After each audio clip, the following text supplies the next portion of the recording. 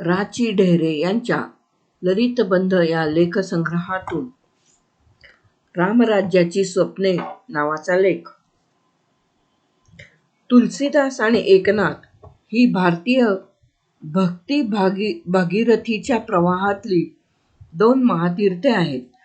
या महातीर्थांच्या अमृत स्पर्शाने केवळ काही जीवांनाच नव्हे तर एका युगाला पावन केले आहे आणि भावी अनंत युगांना ती चिरमंगलाचे वरदान देण्यासाठी हेलवतायत. तुलसीदास आणि एकनाथ हे दोन समकालीन महासंत, दोघेही युगद्रष्टे, लोकमंगलासाठी करुणेने ओसंडून वाहणारे, दयाघन वाणी आणि करणी यांच्या प्रयागतीर्थात जीवनादर्शांना स्नान घडविणारे विचारक. एक उत्तर गंगेच्या तीरी विहारणारा तर दुसरा दक्षिण गंगेच्या कुशीत जन्म घेऊन अखेरीस तिच्याच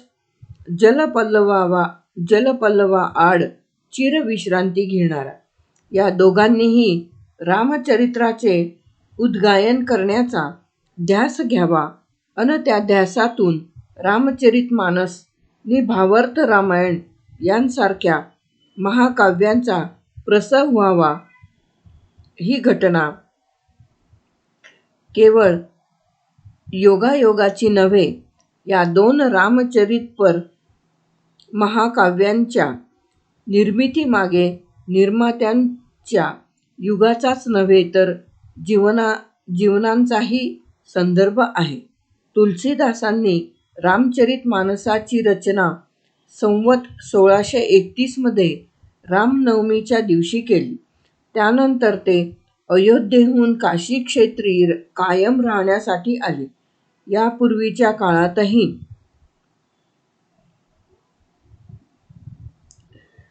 त्यांचे काशी क्षेत्री येणे जाणे होतेच. एकनाथांनी भागवताच्या एकादश स्कंधावरची आपली टीका संवत 1630च्या कार्तिकी पौर्णिमेला काशी क्षेत्रातच पूर्ण केली. या सुमारास त्यांचा 3 वर्षेपर्यंत या महाक्षेत्रात निवास घडला होता. या काशीनिवास काळातच त्यांनी रुक्मिणी स्वयंवर हे काव्यही रचले. संताचे हृदय हे सत्संगासाठी आसुसलेले असते. नाथ 3 वर्षे काशीक्षेत्री राहिले असताना तुलसीदासांसारख्या महासंताचा संपर्क साधल्याशिवाय राहतील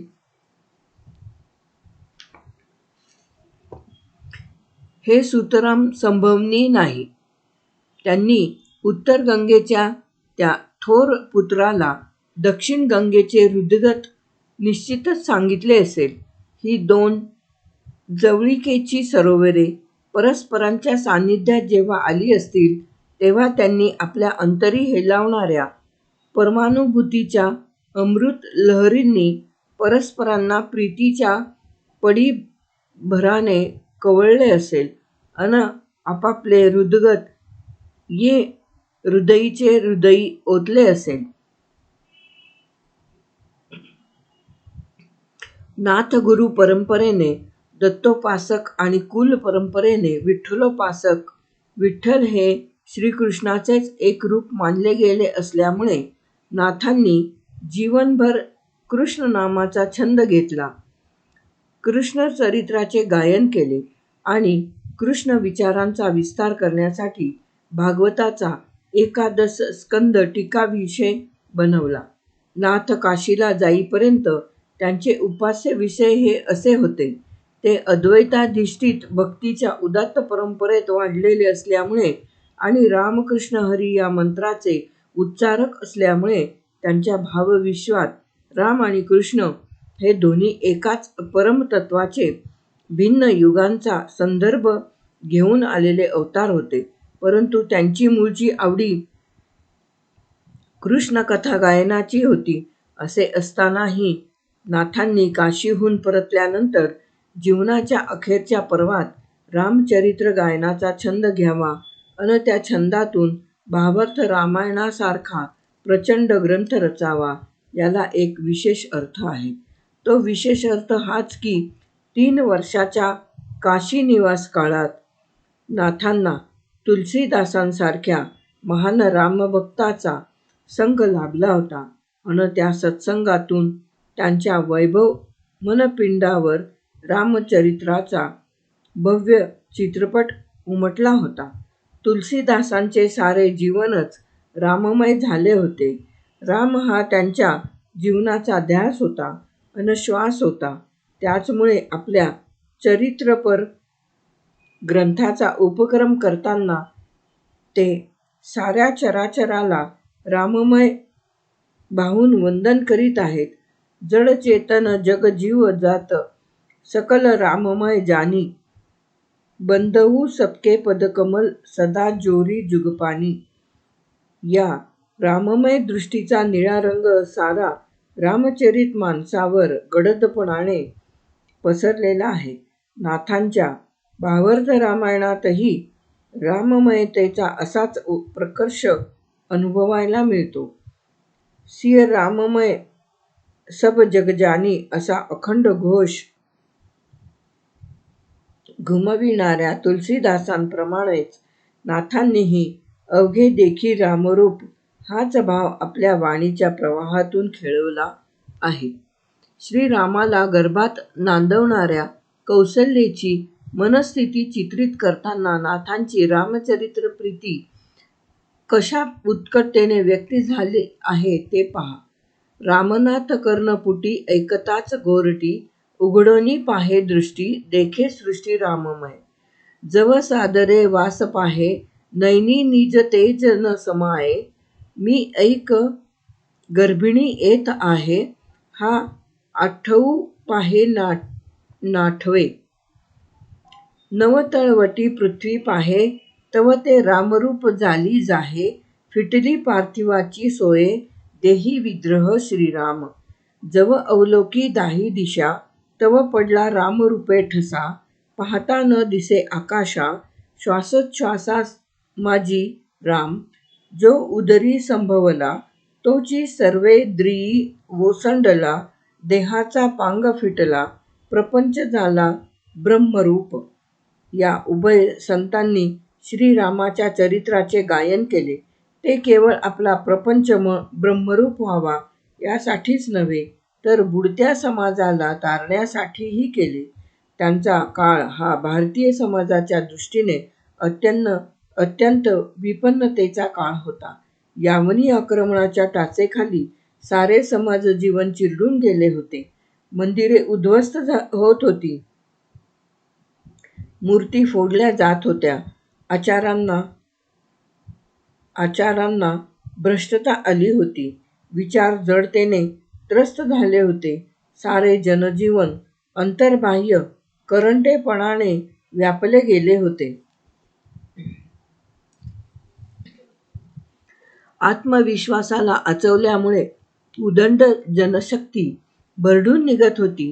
अशा वेळी उत्तरेत तुलसीदासांनी अन दक्षिणेत नाथांनी रामचरित्राचा भव्य पट जनमानसापुढे उभा केला. राम हे धर्माचे मंडन होते, अधर्माचे खंडन होते. तो भक्तांचा कैवारी अन अभक्तांचा वैरी जनमानसाच्या चिंतनाचा विषय बनला.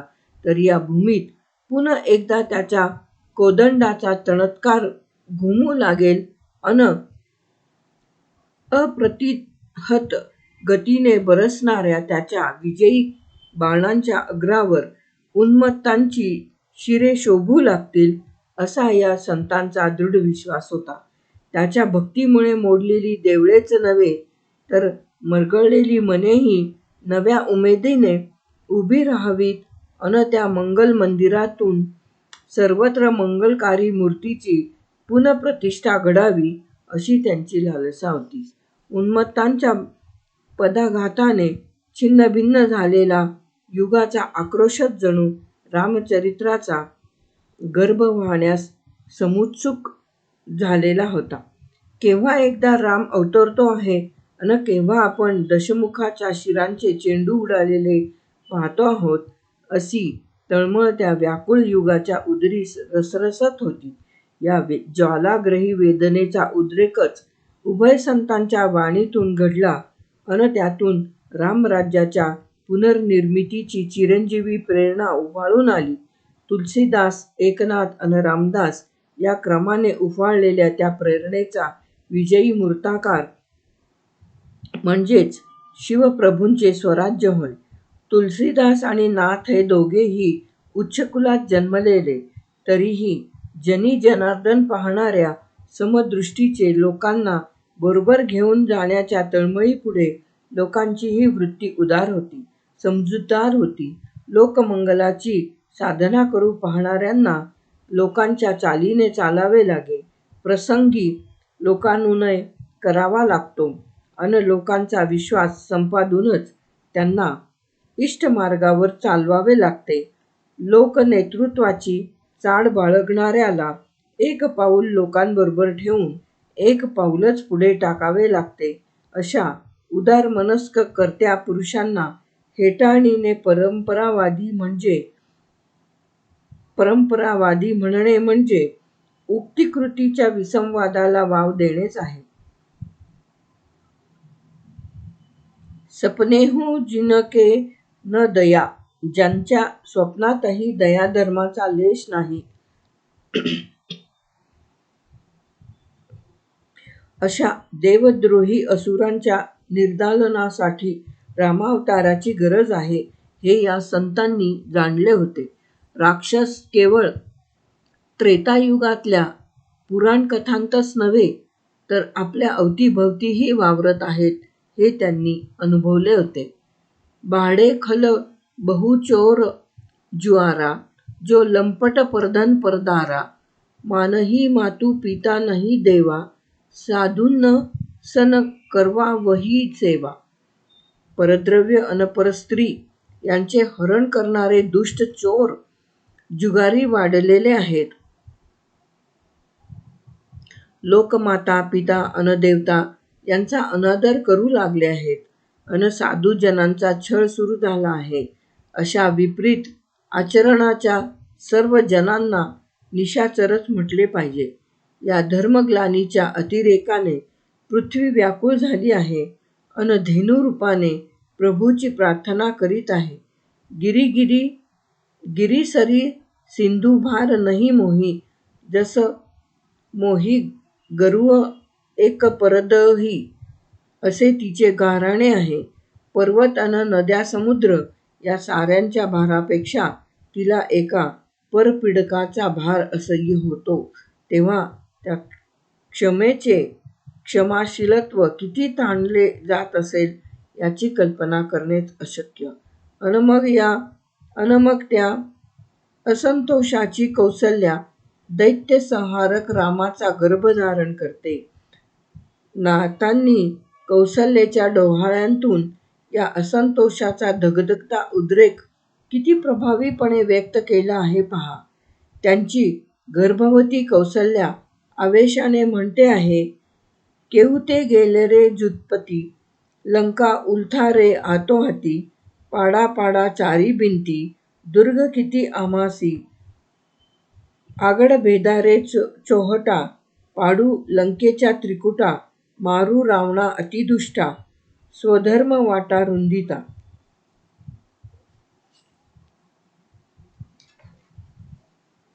रामराज्याची गुढी उभविणे हे या उभय संतांचे रामचरित्र गायनातले उद्दिष्ट होते. हे रामराज्य जसे व्यक्तीच्या अंतरात उमलायचे असते, तसेच समष्टीच्या जीवनातही सहस्त्रदळांनी फुलायचे असते. दैहिक दैविक भौतिक तापा रामराज नहीं काहूही व्यापा, असे हे आदर्श राज्य. हा आदर्श चित्रित करताना तुलसीदासांची वाणी विस्ताराऐवजी काव्यात्मतेत रंगते, तर नाथांची वाणी काव्यात्मतेऐवजी प्रेरकतेत रमते. तुलसीदासांनी सौम्यतेची सीमा सोडलेली नाही, तर नाथांची प्रकृती शांतीब्रह्माची असून सुद्धा सात्विक संतापाने ज्वलंत रूप पावली आहे. देवद्रोही, देवकंटक, भूतद्रोही, जीवघातक, धर्मद्रोही, दुःखदायक यांची आवश्यक मारावे, अशा आग्रही ईर्षेने नाथांची वाणी जनमानसाला पेटवीत राहिली आहे. या वाणीचा प्रभाव लगोलग एका समर्थ हृदयावर उमटला अन देवद्रोही तितुके कुत्ते मारोनी घालावे परते, अशा आक्रमकतेने त्याचा प्रतिसाद सह्याद्रीच्या दऱ्याखोऱ्यात घुमू लागला. एवढेच नव्हे तर या प्रतिसादाला लवकरच क्रियारूप प्राप्त झाले अन प्रस्तुत कोपला देवो असे दृश्य पाहायला मिळाले. तुलसीदासांची रामराज्याची स्वप्ने नाथांच्या माध्यमातून समर्थ हृदयात संक्रमित झाली अन शिवप्रभूंच्या करात विराजमान झालेल्या लखलखत्या भवानीच्या धारेने त्या स्वप्नांना मूर्त रूप दिले. तुलसीदासांचा वारसा सनाथ महाराष्ट्राने समर्थपणाने सांभाळला. तुलसीदासांचा वारसा सनाथ महाराष्ट्राने समर्थपणाने सांभाळला. लेख समाप्त.